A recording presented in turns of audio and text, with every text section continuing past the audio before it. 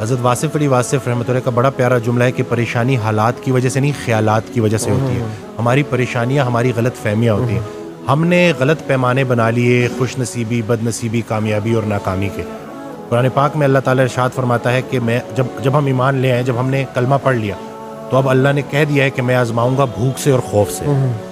خطرناک بھوک کون سی ہے کہ خواہش بھی اور پوری بھی نہ ہو رہی ہے. خوف کیا ہے کہ جو حاصل شدہ چیزیں ہیں وہ چھن نہ جائے. آج آپ دیکھ لیں کہ آرزوئیں بڑھتی جا رہی ہیں، کمپیریزن بہت زیادہ ہو گیا. رسول اللہ صلی اللہ علیہ وسلم کی حدیث ہے کہ جب بھی دیکھو اپنے سے نیچے کو دیکھو. سر اٹھا کے اللہ سے کچھ مانگنے سے پہلے سر جھکا کے وہ ساری نعمتیں گن لو جو اللہ نے پہلے سے دی ہوئی ہیں. اینگزائٹی وسوسوں کی، نیگیٹو تھاٹس کی بیماری ہے.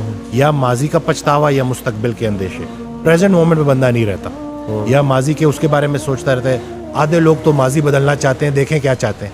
وہ وقت جو ویسے ہی گزر گیا اس کو اپنے دماغ میں پھر سے لا کے، اللہ تو کسی کو اس کی برداشت سے زیادہ نہیں آزماتا، ہم خود کو آزما رہے ہوتے ہیں.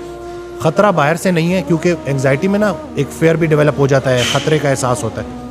خطرہ باہر سے نہیں ہے، خطرہ اندر سے ہے. شیطان ہماری رگوں میں خون کی طرح دوڑتا ہے اور وہ دو ہی کام کرتا ہے، یا مغرور کر دیتا ہے یا مایوس کر دیتا ہے. جب آپ کے حالات اچھے ہوں گے تو مغرور کر دیتا ہے، یہ اس کا طریقہ واردات ہے. یا اگر کہیں ذرا سختی آئے گی تو وہ آپ کو مایوس کر دے گا. اور اللہ نے تو سیدھا سیدھا کہہ دیا کہ میری رحمت سے مایوس نہ ہونا، میری رحمت میرے غضب پر حاوی ہے. اپنے حال کو نہیں دیکھنا ہوتا، اپنے خیال کو دیکھنا ہوتا ہے. اس دن میں حضرت واصف علی واصف رحمۃ اللہ کی ایک آڈیو سن رہا، اس میں ارشاد فرماتے ہیں کہ پیغمبر کی ابتلا تقرب کی انتہا ہوتی ہے. جتنا پیغمبر تکلیف میں ہوتا ہے اتنا اللہ کے قریب ہوتا ہے. اللہ کی تقسیم امیر اور غریب کی نہیں ہے، خوشی اور غم کی نہیں ہے، قریب اور دور کی ہے.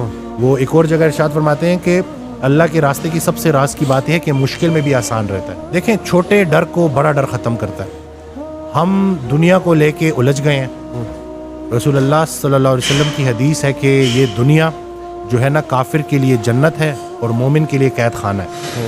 ہم نے جو ہمارا مضمون تھا نا وہ ڈپارچر کا تھا، ہم ارائیول کو لے کے بیٹھ گئے اور یہاں سے نکلنا ہی نہیں چاہتے. قید خانے کی سب سے بڑی نشانی یہ ہوتی ہے کہ جب بھی انسان اس سے نکلے تو خوشی خوشی نکلے. تو فضل یہ نہیں ہے کہ انسان موت سے بچ جائے، فضل یہ ہے کہ موت آسان ہو جائے. جو زندگی اللہ نے رکھی ہے آسانی کے ساتھ، اللہ کی ذکر کے ساتھ، رسول اللہ صلی اللہ علیہ وسلم کی محبت کے ساتھ اور انسان کی خدمت کے ساتھ گزرے. یہ جو ہم آرٹیفیشل ہو گئے ہیں نا، مصنوعی ہو گئے ہیں، کہ جیسے ابھی آپ نے بڑی پیاری بات کی کہ آدھا مسئلہ تو سننے سے حل ہو جاتا ہے. ہم سفر ہم خیال ہو جائے تو منزل آسان ہو جاتی. اکثر آپ ہاسٹل لائف سے مجھے یاد آتا ہے کہ آپ لیٹے ہوئے ہو اور آپ نے کوئی ضروری جو ہے چیزیں لینے جانا ہے اور آپ کہتے ہو کہ دوست کو کہتے ہو کہ یار میں نے بازار تک جانا ہے لیکن بڑا تھکا ہوں، اور وہ ایک دم سے کہتے ہیں کہ چل یار میں بھی تیرے ساتھ چلتا ہوں. وہ بس اتنا کہہ دینا کہ چل یار میں بھی تیرے ساتھ چلتا ہوں تو پتہ نہیں کہاں سے ہمت آ جاتی ہے. تو ہم انسان جو ہے نا انسانوں کے لیے بنے ہیں، انسانوں کی خدمت کے لیے بنے ہیں.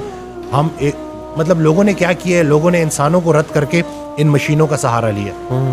جم کو میں اسی لیے بھی ریکمینڈ کرتا ہوں کہ جم میں ایک سوشل سپورٹ بن جاتی ہے، ایک جم کا اپنا انوائرمنٹ ہوتا ہے، آپ ریگولر بیسس پہ آ رہے ہوتے ہو، سلام دعا بھی لوگوں سے ہو رہی ہوتی ہے، مرر میں آپ کو جو ہے ریزلٹس بھی نظر آ رہے ہوتے ہیں. تو یہ اس وجہ سے نا وہ ایک سپورٹ مل جاتا ہے ان اینگزائٹی ڈپریشن کے پیشنٹس کو کہ جو گھر میں ایک جگہ ایک کونے میں بیٹھے ہوئے ہیں. اور اب وہ جو تنہائی ہے نا وہ ان کے لیے سب سے خطرناک ثابت ہو رہی ہے، کیونکہ اب جو ایک فارغ بندہ ہے وہ جو ہے شیطان کے پورے کنٹرول میں ہوتا ہے اور وہ پھر ان تھاٹ سے نکل نہیں پاتا. سب سے بڑی ایڈکشن جو ہے نا وہ نیگیٹو تھاٹس کی ہے. اینگزائٹی ڈپریشن جس نے گزارا ہو اس سے پوچھیں کہ یہ کس حد تک خطرناک ہوتی ہے. ایکسرسائز کچھ ہارمونلی بھی چیزیں چینج کرتی ہے، یہ بھی میں بتا دوں.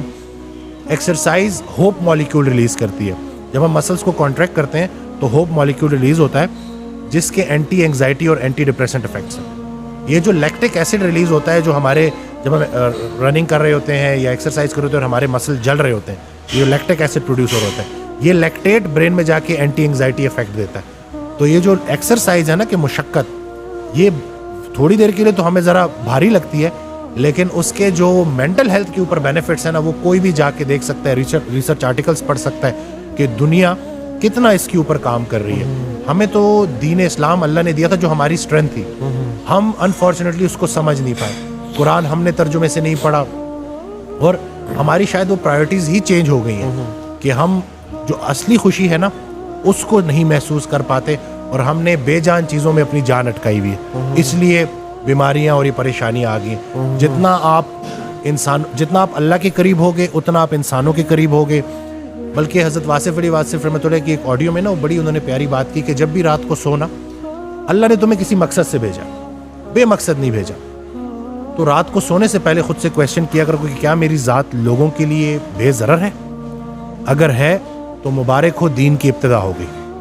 پھر اگلا کویشچن کرو کہ کیا میری ذات سے لوگوں کو نفع ہو رہا ہے؟ اگر تو جواب ہاں میں ہے تو مبارک ہو, دین مکمل ہو گیا. دین کی ابتدا بے ضرر ہونے سے ہوتی ہے اور انتہا فائدہ بخش ہونے سے ہوتی. تو یہ ہم نے نا اس چیز کو لے کے چلنا ہے. اور یقین جانے میں خود اپنی جرنی بھی شیئر کر چکا ہوں. میں نے 3 ایئرز انگزائٹی کے ساتھ گزارے ہیں اور اس پورے پروسیس میں نا میں نے بڑا کچھ سیکھا. کیونکہ انسان وہ کہتے ہیں نا ڈوبتے کو تنکے کا سہارا, تو چھلانگیں مار رہا ہوتا ہے, کچھ نہ کچھ ڈھونڈ رہا ہوتا ہے. تو اسی دوران میں نے بڑی چیزیں سیکھیں. وہ راحت جو تمہیں سلا رہی ہے اس سے وہ تکلیف بہتر ہے جو تمہیں جگا رہی ہے. یہ جو اللہ کی طرف سے جو تکالیف آتی ہیں نا, یہ دعوت نامے ہیں جگانے کے لیے. کیا ہے میرے بندے, جاگ, کہیں زیادہ آرام پسند تو نہیں ہو گیا, کہیں زیادہ کمفرٹ میں تو نہیں چلا گیا, کہیں آس پاس دیکھ رہے یہ جو پڑوسیوں کے حقوق کے اوپر صحابہ سمجھتے کہ شاید جائیداد میں بھی ان کو حصہ نہ دے دیا جائے. تو یہ پورا اسلام جو ہے نا, یہ پورا کا پورا آپ کے پاس آپ کی پرابلمس کا حل ہے. لیکن ہم اس اسلام کو سمجھے نہیں ہیں. اکثر آج کل یہ سو کالڈ ذرا یہ جو کچھ لوگ ہیں وہ کہتے ہیں کہ کیسے آپ ایک بیماری کو اسلام سے ریلیٹ کر رہے ہیں. کیا اسلام آپ کو کمپیشنیٹ ہونا نہیں سکھاتا؟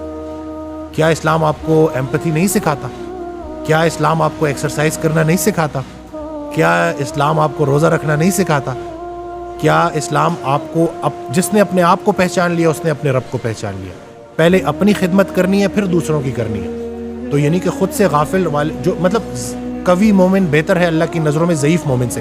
یعنی کہ اللہ کو بھی وہ مسلمان پسند ہے جو پہلے اپنی خدمت کرتا ہے, جس نے اپنے آپ کو اس قابل کر دیا.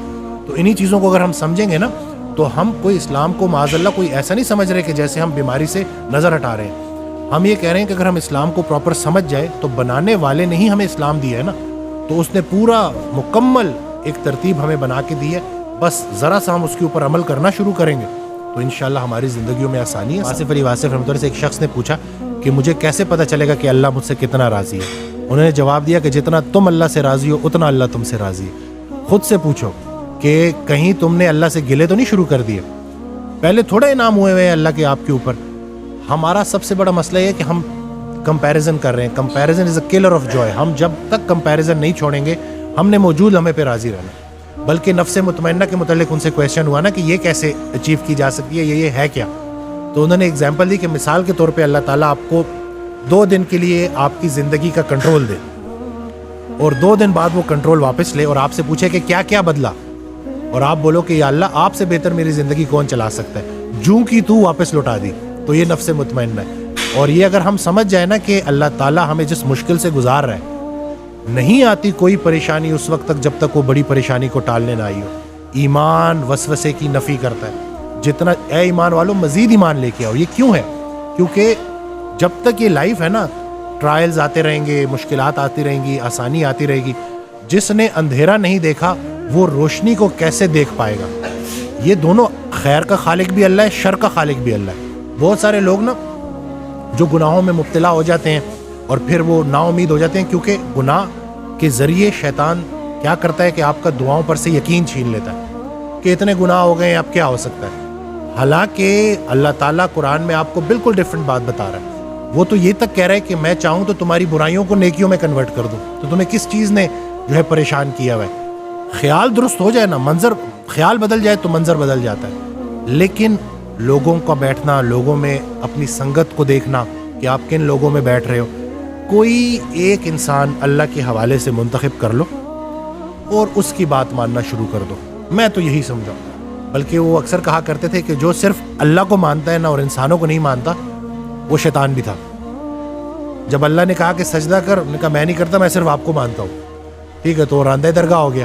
تو یہ چیز سمجھنی ہے کہ آپ کی لائف میں دین کے اعتبار سے کوئی استاد ہے کہ نہیں ہے, جو آپ کا کام ہے اس سے ریلیٹڈ کوئی استاد ہے کہ نہیں ہے. یہ جو بے استاد لوگ ہیں نا, ڈاکٹر گوگل شریف نے جو ہے یہ بڑا کام خراب کیا ہے کہ اب لوگ گھر بیٹھے خود سے ڈاکٹر بن رہے ہیں. ایک چیز جو گوگل آپ کو نہیں دے سکتا وہ ہے ایکسپیرینس, وہ ہے تجربہ.